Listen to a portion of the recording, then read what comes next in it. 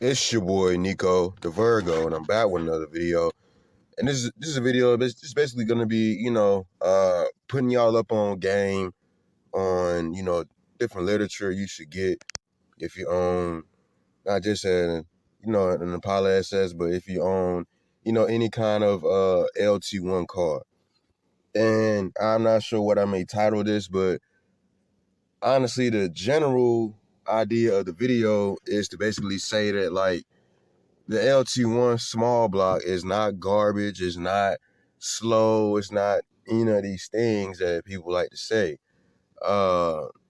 It's actually, in my opinion, once you do all the remedies and you get everything right, it is probably the best production Chevy small block ever made. Hands down. When you really look through history, as far as performance, production, not crate engines that you can put in after you bought the car. I'm talking about production 350 small blocks. The LT1 is where it's at. All right, LT1. So boom. Reason I say that is, some people might be like, oh, well, oh my God, it's not this, and make all the complaints, right? But 99% of the complaints always go back to user error and not doing the proper research. And also a huge thing is tuning, all right? And the distributor and the water pump location. Okay, so I'm going to touch on those things. Before I do that, I'm going to touch on what I mean by user error. Okay, we live in an age where people like to go to the internet, and, research is great on the internet, right? But say if tomorrow or the next 5 minutes, the internet crashes, you're out of luck, all right? So to save you from being out of luck, get you a book like this. If you can't find these factory service manuals, this is also cool, all right? This book right here. It is who is by, so on and so forth.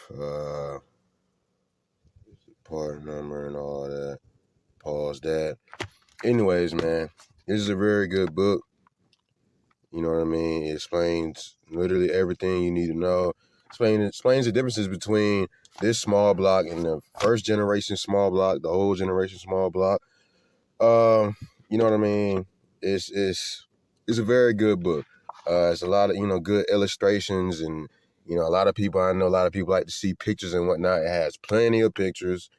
But at the same time, it still has good, wording and the literature is there, man. You know what I mean? It's a very good book. I read the whole thing already. You know what I mean? It's a great book. But what this is, it's a very good book. Point blank period. Go buy you one. I think it's like $17. Anyway, get that out of the way. You got these factory service manuals. These are a little bit difficult to navigate because, it's been around almost 30 years. The way we like to word things and organize books are a bit different, but these 3 books here, I feel like if you are a do-it-yourselfer or you are the type of person that likes to know what the hell is going on with their car, you don't always have time to hit the internet, you don't always trust the internet, you don't always, you know what I mean? This is the book. These are the 3 books you need to get. I mean, you can get one or the other, but it's good to just get all 3. I got all 3 for $51. Actually, it's at Chevy dealership, out in Texas. Got it through eBay. So yeah, man, everything you need to know about this car is in these books, okay? Everything. I don't care what it is. These are the factory service manuals. Factory service manuals. Not the owner's manual. The owner's manual is like kindergarten compared to this stuff. Like it is so cookie cutter. Like it really gives you information that is honestly I consider the owner's manual as just general information for cars anywhere made in the 90s or the 80s or the 70s. I mean, really, let's keep it real. I mean, any overdrive, yeah, any car that's from 93 to 99, or it's cool to have, but whatever. These are what you need to be getting. And I'll get back to the, like I said, the reason why this has something to do with the user errors, because people will go off of what a guy on the internet says. That's why I say I post information, but always do your homework. That guy on the internet, he said, oh, it's for the LT1. Okay, it might just be for Camaros. Might just be for Fleetwood. Might just be for, a different car other than what you have. So you got to do your research. Anyways, man. The thing with the OptiSpark and all that, right? That can all be deleted. All of that can be deleted. Okay, and I'll post a few different options. You got the 411 swap. All right. You have the EFI connections, which I think that's owned by Highly. You got that. That's those the 411 swap and the torque the EFI connections. They're cheaper, but they're a little bit more involved. But you got a lot of help out there. You have the torque head. That's number 3. And then you have the carb setup. You go to the Gen 1 setup, you go to the rear mounted distributor, and you get carbureted setup. No tuning needed. I mean, you don't need to tune it.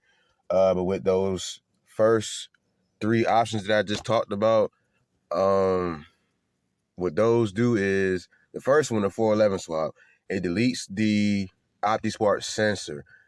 When the OptiSpark goes bad, it's a most of the time it's going to be that sensor.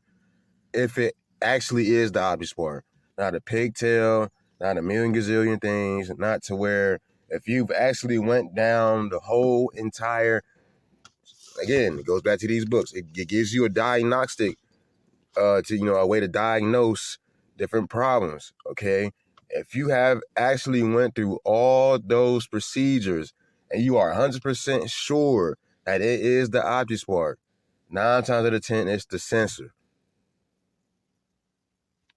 If it's the OptiSpark itself, you got the seal can go bad, the pigtail can go bad, or it can be a million gazillion other things that you just did not look through to see if it was the actual problem. But that's what I mean by user error. Nothing's really wrong with the LT1. It's just wrong with people's brains, and they don't go through the diagnostic. They run to the internet and they ask, hey, this is going on. What's wrong? And then people say, it's this, it's that. OptiSpark. You could have no damn gas. Motherfucker will tell you it's OptiSpark. No. Please get you one of these books and look at the diagnostic stuff, man. Look through it. Hell, even just go online and print out the stuff that you're reading, man. Because again, the internet can crash tomorrow. It can crash in the next 5 minutes. So make sure you got some hard literature at your disposal, okay? So boom. What that does, it deletes the object sensor, and it also gives you the LS computer, okay? The people, people like to do the LS swap because they're like, oh, I can't find a tuner. Well, you have 5 solid remote tuners. So I don't know how you can't find a tuner. That means you can send your PCM off and have them tune it.